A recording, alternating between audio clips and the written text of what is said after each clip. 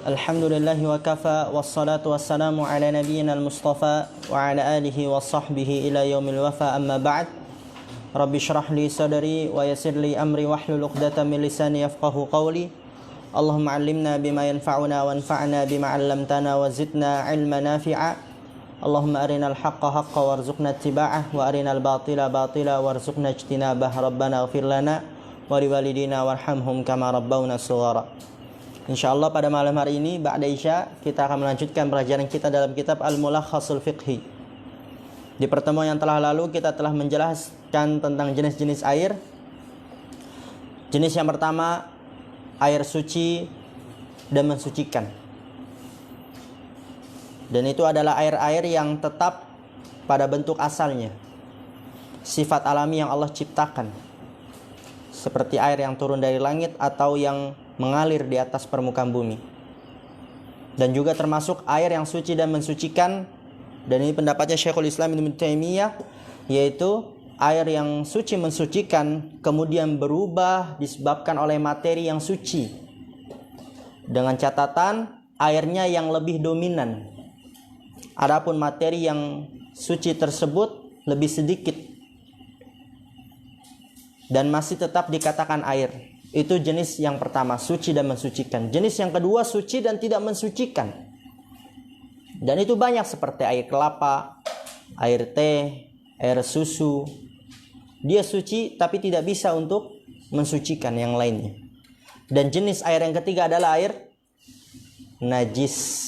Tidak boleh menggunakannya karena dia tidak dapat mengangkat hadas, tidak bisa menghilangkan najis.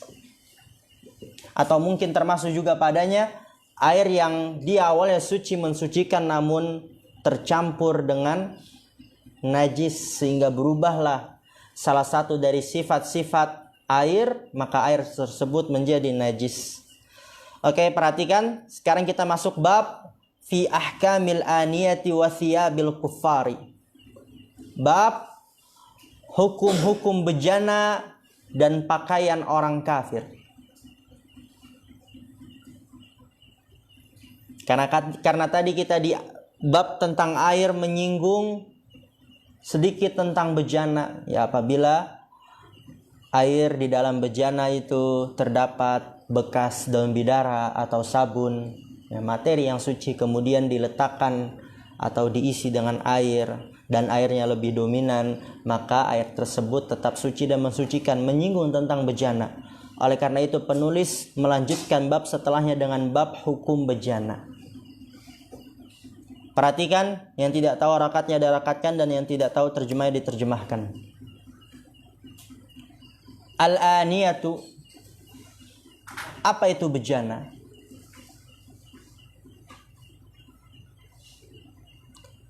Hiya al-aw'iyatu allati yuhfadhu fiha al-ma'u wa ghairuhu. Aniyah, bejana, dia adalah al-aw'iyatu, wadah-wadah. Ya, al-aniyatu itu dia jamak, mufradnya ina'un. Dan al-aw'iyatu juga jamak, mufradnya wi'a'un. Ya, jadi al-aniyatu, bejana-bejana dia adalah wadah-wadah yang digunakan untuk yuhfadhu fihal ma'u, menyimpan air di dalamnya. Wa ghairuhu, dan selain air, itu dia bejana. Bejana adalah wadah yang digunakan untuk menyimpan air di dalamnya, dan selain air juga bisa disimpan di dalamnya. Itu dia bejana. Sawa'un kanat minal hadidi awil khashabi awil juludi aw ghairi dzalika wal aslu fiha al ibahatu. Sawa'un kanat, sama saja, baik bejana-bejana tersebut terbuat dari besi, al-hadid. Ya, al-hadid apa? Besi.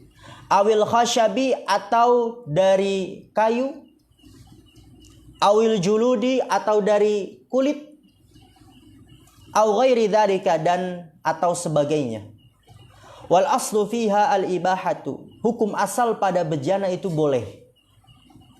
Jadi terserah antum mau pakai bejana terbuat dari besi, kayu, kemudian apalagi plastik, kulit, hukum asalnya boleh itu. Kecuali nanti dua jenis bejana.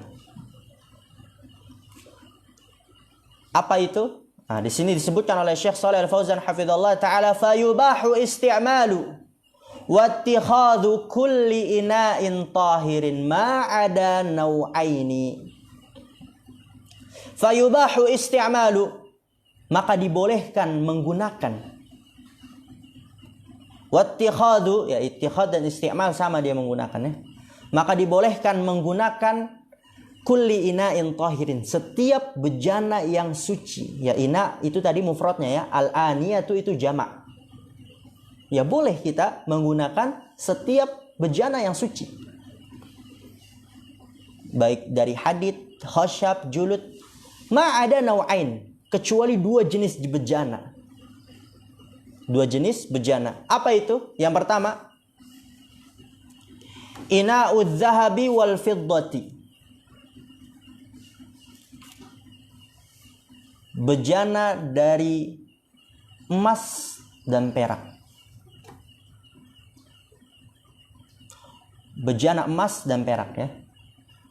Ini tidak boleh kita menggunakannya.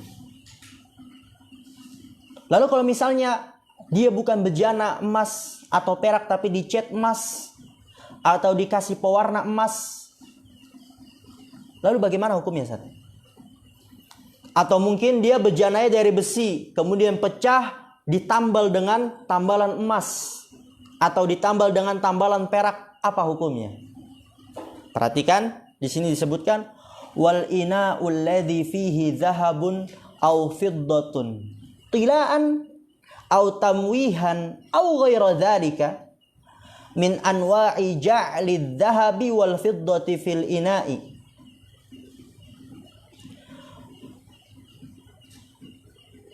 Wal ina'ul ladzi fihi dhahabun, dan bejana yang di dalamnya terdapat unsur emas, au fiddatun atau unsur perak, tilaan, baik itu dia berupa cat, ya cat emas, ya emas asli ya, au tamwihan atau sepuhan pewarna emas.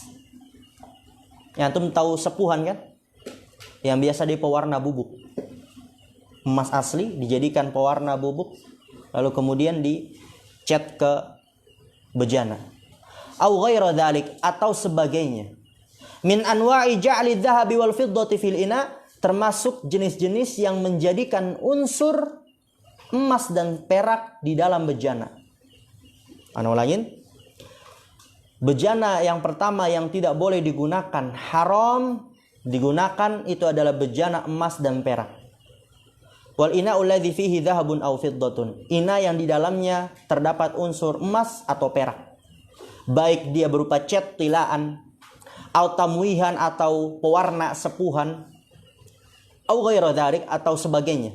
Min anwa'i ja'li dhahabi, termasuk dari jenis-jenis yang menjadikan unsur emas, wal fiddati dan unsur perak, fil ina pada bejana. Ya pokoknya kalau misalnya bejana itu ada unsur emas, baik itu cat atau mungkin pewarna ya emas lah, atau mungkin perak, maka haram digunakan. Kecuali lihat di sini, ma'ada dhabbatal yasirata minal fiddati tuj'alu fil ina'i lil hajati ila islahihi. Jadi kan nggak boleh menggunakan bejana yang di dalamnya terdapat unsur emas atau perak berupa cat, sepuhan pewarna dan sebagainya yang membuat di dalam bejana tersebut atau pada bejana tersebut terdapat unsur emas atau perak. Haram. Kecuali ma'ada dhabbata, kecuali tempelan al-yasirata yang sedikit, minal fiddah dengan catatan dari perak ya. Tuj'alu fil ina'i, yang dijadikan pada bejana tersebut, lil hajati ila islahihi, untuk kebutuhan dalam memperbaikinya. Itu letterleknya ya. Jadi boleh misalnya ada bejana pecah, bolong. Kemudian kita tempel dengan perak sedikit saja. Ya, tujuannya untuk menambalnya. Tapi dengan perak itu nggak apa-apa. Tapi kalau ditempelnya dengan emas itu mutlak nggak boleh. Tapi kalau perak tidak mengapa. Ya, ma'ada dhabbatal yasirata, kecuali tempelan yang sedikit dari perak, tuj'alu fil ina, yang ditempelkan di bejana untuk kebutuhan dalam memperbaikinya. Ya, menempelkannya, menambalnya. Lalu dalilnya apa, Ustaz? Gak bolehnya menggunakan bejana emas, perak. Perhatikan di sini, wa dalilu tahrimi ina'id dhahabi wal fiddati, dalil pengharaman bejana emas dan perak. Sabda Rasulullah sallallahu alaihi wasallam, la tashrabu fi aniyati dhahabi wal fiddati wa la ta'kulu fi sihafiha fa innaha lahum fid dunya wa lana fil akhirati, rawahul jamaah. Rasulullah SAW mengatakan, la tashrabu, janganlah kalian minum fi aniyati dhahabi wal fiddah, pada bejana-bejana emas dan perak. Larangan dari Rasulullah SAW, haram, nggak boleh kalian minum bejana dari emas dan perak. Di dalam unsurnya terdapat emas dan perak, mutlak dia. Baik itu dia berupa cat, pewarna, dan sebagainya, yang pokoknya yang membuat pada bejana tersebut terdapat unsur emas dan perak. Wala ta'kulu fi sihafiha, dan janganlah kalian makan pada piring-piringnya. Fi sihafihima ya, bukan fiha. Fi sihafihima, dan janganlah kalian makan pada piring-piring keduanya, yaitu piring-piring emas dan perak. Ya, sihaf itu jamannya as-sohfah. Apa itu sohfah? Sohnun kabir, piring yang besar. Ya, sihaf yaitu piring-piring besar. Ya, jadi janganlah kalian makan pada piring-piring yang emas dan perak. Kenapa nggak boleh? Fa innaha lahum fid dunya, karena sesungguhnya hal itu, bejana emas perak, piring emas perak, bagi mereka di dunia, untuk mereka orang-orang kafir di dunia. Walana fil akhirah, dan untuk kita nanti di akhirat. Diriwayatkan oleh Al-Jamaah. Jadi ini adalah dalil tentang pelarangan menggunakan bejana terbuat dari emas dan perak. Dan dalil yang lain, alladzi yashrabu fi aniyatil fiddati innama yujarjiru fi batnihi nara jahannama, muttafaqun alaih. Rasulullah sallallahu alaihi wasallam bersabda, alladzi yashrabu fi aniyatil fiddati, orang yang minum di bejana perak, innama yujarjiru, sesungguhnya dia menggelegak. Tahu menggelegak? Kalau minum kan gelegek, nah gitu. Sesungguhnya dia menggelegak, pada perutnya itu neraka dari jahanam, api dari neraka jahanam. Larangan dari Rasulullah SAW. Kemudian perhatikan di sini penjelasan dari Syekh Shalih Al-Fauzan hafizallahu taala. Wan nahyu 'ani syai'i, ya, harakatnya enggak harakatnya. Ana sengaja memang pelan itu bacanya agar antum yang enggak tahu harakatnya diharakatkan. Wan nahyu 'ani syai'i yatanawaluhu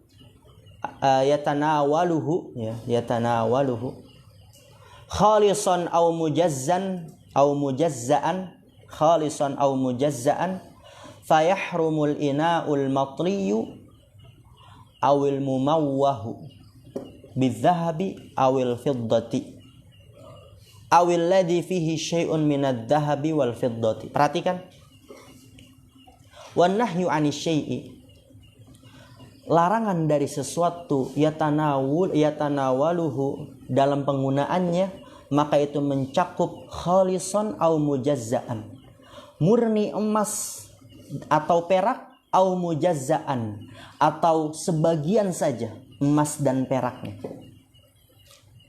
Ana ulangin, larangan dari sesuatu dalam menggunakannya itu dia mencakup murni emas atau murni perak, ya, khalisan, dan juga mencakup mujazzaan, sebagian saja emasnya atau sebagian saja peraknya, itu larangan. Mencakup hal itu haram. Fayahrumul ina'ul matliyu awil mumawwahu, maka haram bejana al matliyu yang dicet, awil mumawwahu atau diwarnakan, diberikan pewarna, bidzahabi dengan emas atau perak, awil fiddah. Awil ladzi fihi syai'un minadz-dzahabi wal fiddati, atau sesuatu yang di dalamnya terdapat emas dan perak. Ya, semisal mewarnakan, semisal menyepuh, semisal mencat yang ia di dalamnya terdapat emas dan perak. Itu juga nggak boleh. Haram menggunakan bejana tersebut. Ma'ada dhabbatal yasirata minal fiddah kama sabaqa. Ma'ada dhabbatal yasirah, kecuali tempelan yang sedikit dari perak yang digunakan untuk menambal sesuatu, misalnya ada bejananya yang pecah, bolong, ditambal dengan perak, ya maka tidak mengapa. Apa dalilnya? Bidalili hadithi Anasin, dengan dalil hadis Anas radhiyallahu taala anhu, anna qadahan Nabi sallallahu alaihi wasallam inkasara fattakhadha makana sya'bi silsilatan min fiddatin, rahul Bukhari. Anas radhiyallahu taala anhu mengatakan anna qadahan Nabi sallallahu alaihi wasallam inkasara, bahwasannya cangkir Nabi sallallahu alaihi wasallam pecah. Ya, suatu hari kan cangkir Nabi sallallahu alaihi wasallam itu pecah.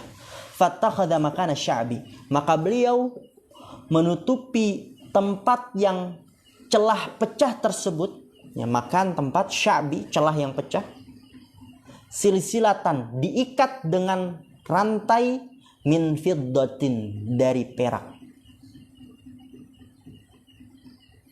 Ya, bahwasanya suatu hari cangkir Nabi SAW pecah, fattakhadha makana sya'bi, maka beliau menutupi tempat celah yang pecah tersebut silsilatan, dengan rantai dari peraknya, diikat dengan rantai dari perak, maka ini tidak mengapa apabila dia terbuat dari perak, ya. Adapun kalau terbuat dari emas itu tidak boleh.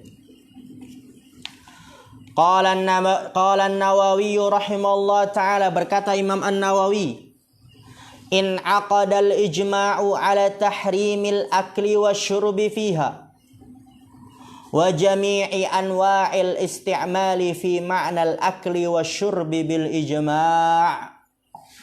Imam An-Nawawi rahimahullah ta'ala mengatakan, in aqadal ijma', telah kumpul kesepakatan.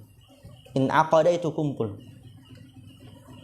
Al-ijma' kesepakatan, ala tahrimil akli wa syurbi fiha, atas pengharaman makan dan minum di dalam bejana tersebut, yaitu yang terbuat dari emas atau terbuat dari perak. Haram makan dan minum dari bejana tersebut. Wa jami'i anwa'il isti'mali, dan semua jenis-jenis penggunaan fi ma'nal akli wa syurbi, yang semisal dengan makan dan minum, dan itu bil ijma', dengan kesepakatan. Pokoknya makan minum atau semisal makan dan minum, menyeruput atau mungkin menjilati dan sebagainya yang semisal dengan makanan dan minum di bejana yang terbuat dari emas atau terbuat dari perak, itu dia haram bil ijma', dengan kesepakatan para ulama. Kemudian perhatikan, wa tahrimul isti'mali wal ittikhadi yashmalu dzukura wal inatha li'umumil akhbari wa adamil mukhassisi. Wa tahrimul isti'mali wal ittikhadi, pengharaman penggunaan bejana yang terbuat dari emas atau terbuat dari perak, itu yashmalu dzukur wal inath, mencakup laki-laki dan perempuan, nggak boleh, haram. Baik laki-laki yang menggunakan bejana dari emas atau perak, ataupun perempuan yang menggunakan bejana dari emas atau perak, haram. Yashmalu dzukur wal inath. Kenapa? Li'umumil akhbar, karena keumuman kabar yang dikabarkan oleh Nabi SAW. Wa adamil mukhassis, dan tidak ada pengkhusus. Nggak ada dalil yang datang mengkhususkan bahwasanya itu khusus lelaki saja, perempuan nggak apa-apa, nggak ada. Maka itu mencakup larangannya laki-laki dan perempuan. Wa innama ubihat tahalli lin nisa'i lihajatihinna ila tazayyuni lizzauji. Wa innama ubihat tahalli, dan sesungguhnya dibolehkan tahalli, berhias dengan perhiasan emas dan perak. Perhatikan di sini tahalli dimaksudnya apa? Berhias dengan perhiasan emas dan perak, linisa, untuk wanita. Jadi boleh wanita itu berhias dengan perhiasan emas dan perak. Lihajatihinna, karena kebutuhan mereka. Ila tazayyuni, untuk berhias di hadapan suaminya. Lizauji, di hadapan suaminya. Jadi haram penggunaan bejana terbuat dari emas dan perak bagi lelaki maupun perempuan. Tapi wanita itu, perempuan itu, dia boleh berhias dengan perhiasan emas dan perak. Anting dari emas, kalung dari emas, cincin, gelang dari emas, nggak apa-apa. Karena memang kebutuhan mereka untuk berhias di hadapan suaminya. Kemudian lihat, perhatikan. Watubahu aniyatul kuffari allati yasta'milunaha ma lam tu'lam najasatuha fa in ulimat najasatuha fa innaha tusalu wa tusta'malu ba'da dzalika. Perhatikan di sini, watubahu aniyatul kuffari, dibolehkan menggunakan bejana-bejana orang kafir. Allati yasta'milunaha, yang mereka menggunakannya. Ingat, malam tu'lam najasatuha, selama tidak diketahui najisnya. Enggak apa-apa. Boleh menggunakan bejana-bejana orang-orang kafir yang mereka gunakan selama enggak diketahui najisnya. Fa in ulimat najasatuha, kalau diketahui najisnya, misal orang kafir tersebut baru makan babi, baru makan anjing ya. Kemudian antum makan itu di piringnya atau minum di bejananya. Fa innaha tusalu, maka sesungguhnya bejana tersebut dicuci dulu, dibersihkannya dengan tata cara khusus. Wa tusta'malu ba'da dzalik, dan digunakan setelah itu. Tapi hukum asalnya boleh selama tidak diketahui najisnya. Itu poin pertama tentang bejana. Kemudian yang kedua yang tidak boleh itu adalah juludul maitati. Bejana terbuat dari kulit-kulit bangkai. Tadi yang nggak boleh pertama, bejana terbuat dari emas dan perak. Yang kedua terbuat dari kulit-kulit bangkai. Fayahrumu isti'maluha, maka haram penggunaannya bejana terbuat dari kulit bangkai. Lihat di sini, kecuali illa idza dubighat, kecuali apabila telah disamak. Tapi kalau belum disamak, langsung dia misalnya kulit sapi, kulit kambing, dijadikan dia bejana kemudian kita minum, itu haram.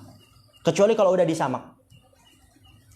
Faqad ikhtalafal ulama'u fi jawazi isti'maliha ba'da ad-dabghi.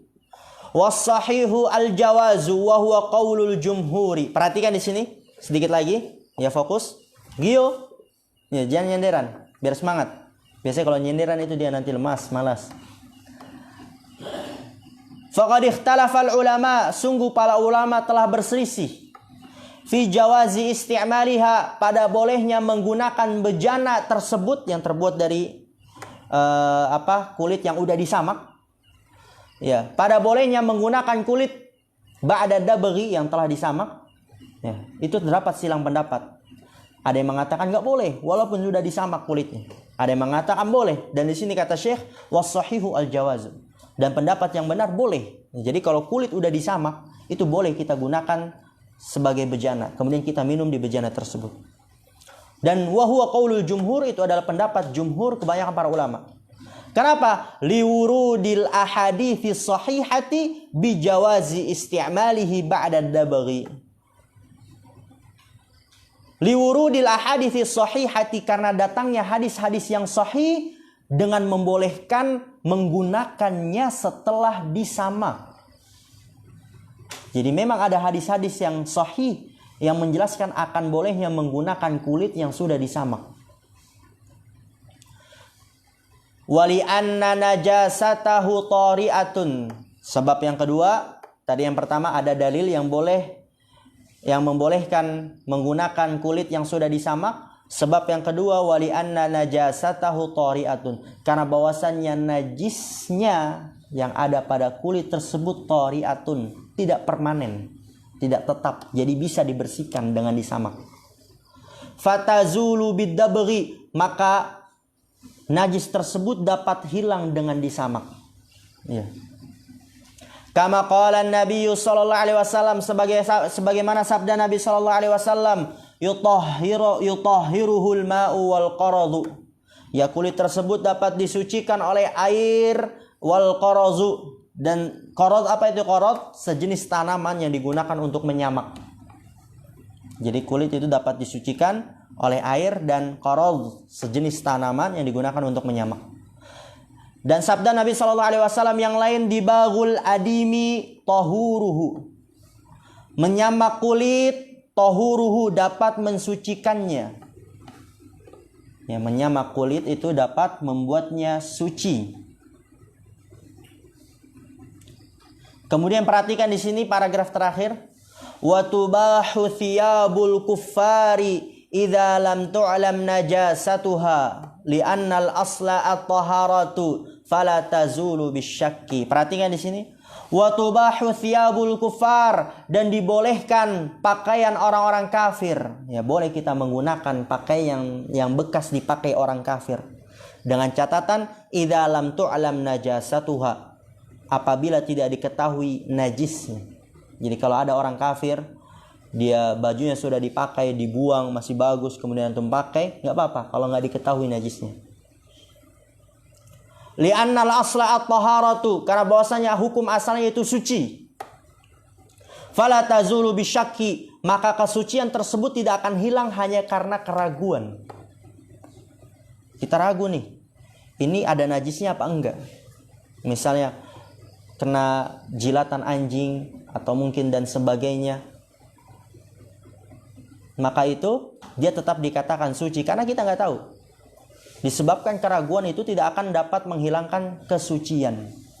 Hanya sekedar ragu tidak membuat pakaian tersebut tidak suci lagi, atau tidak membuat pakaian tersebut menjadi najis. Ya. Jadi kalau udah diketahui baru kita suci, kita bersihkan dulu, baru kemudian dipakai. Wa yubahu ma nasajuhu aw sabaghuhu li'anna an-nabiyya sallallahu alaihi wasallam wa ashabahu kanu yalbisuna ma nasajahul kuffaru wa sabaghuhu wallahu taala a'lam. Perhatikan, wa yubahu ma nasajuhu, dan dibolehkan apa yang mereka tenun. Jadi kalau orang kafir dia memiliki pabrik tenunan pakaian, aw sabaghuhu, atau yang mereka berikan warna, ya dilakukan oleh orang kafir, itu tidak mengapa, yubah, dibolehkan. Lianna Nabi sallallahu alaihi wasallam wa ashabahu, karena bahwa Nabi sallallahu alaihi wasallam dan para sahabatnya kanu yalbisun, dahulu mereka memakai pakaian manasajahul kufar, yang ditenun oleh orang-orang kafir, wa sabaghuhu, dan diberikan warna oleh orang-orang kafir. Wallahu taala a'lam, dan Allah Subhanahu wa taala Maha mengetahui. Masya Allah, ada berapa poin yang bisa kita ambil di sini. Poin pertama, yaitu tidak boleh menggunakan bejana emas dan perak. Jadi itu mencakup baik emas atau peraknya itu berupa cat atau pewarna atau yang semisalnya. Kecuali kalau tempelan yang sedikit dari perak yang digunakan untuk menambal bejana yang pecah dan semisalnya, itu tidak mengapa. Dan dalilnya juga telah kita sebutkan. Kemudian pengharaman tersebut mencakup laki-laki dan perempuan. Tapi perempuan dibolehkan untuk menggunakan perhiasan terbuat dari emas dan perak untuk menghiasi dirinya di hadapan suaminya. Kemudian poin selanjutnya, dibolehkan menggunakan bejana orang-orang kafir yang mereka gunakan selama tidak diketahui kenajisannya. Kalau diketahui kenajisannya, dicuci dulu baru kemudian digunakan. Bejana yang kedua yang tidak boleh digunakan, haram digunakan, adalah bejana yang terbuat dari kulit bangkai. Kecuali apabila kulit tersebut telah disamak. Dan itu terdapat silang pendapat di kalangan para ulama. Ada yang mengatakan tetap nggak boleh, ada yang mengatakan boleh kalau sudah disamak. Pendapat yang benar boleh, dan itu pendapatnya jumhur, karena ada dalil yang menjelaskan akan kebolehannya kalau sudah disamak. Dan juga sebabnya yang lain, karena najisnya itu dia tidak permanen sehingga dapat dihilangkan dengan cara disamak. Kemudian poin yang terakhir, dibolehkan menggunakan pakaian orang-orang kafir yang mereka gunakan selama tidak diketahui kenajisannya, karena hukum asalnya itu suci dan kesucian tidak akan hilang hanya karena keraguan.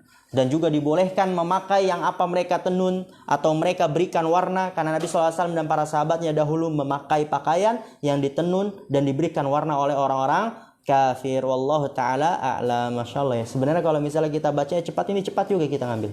Tapi kan biar antum juga bisa mengharokatkan, nanti lama-kelamaan bisa. Ya mungkin nanti di tahun kedua atau di semester kedua mulai baca cepat. Mulai bacanya cepat ya. Karena insya Allah antum udah mulai bisa nanti baca kitab. Dan juga terjemahannya insya Allah udah mulai banyak antum kosakatanya, sehingga nggak perlu lagi antum tulis-tulis karena udah banyak lagi kosakatanya. Subhanakallahumma bihamdika asyhadu an la ilaha illa anta astaghfiruka wa atubu ilaik. Assalamualaikum warahmatullahi wabarakatuh.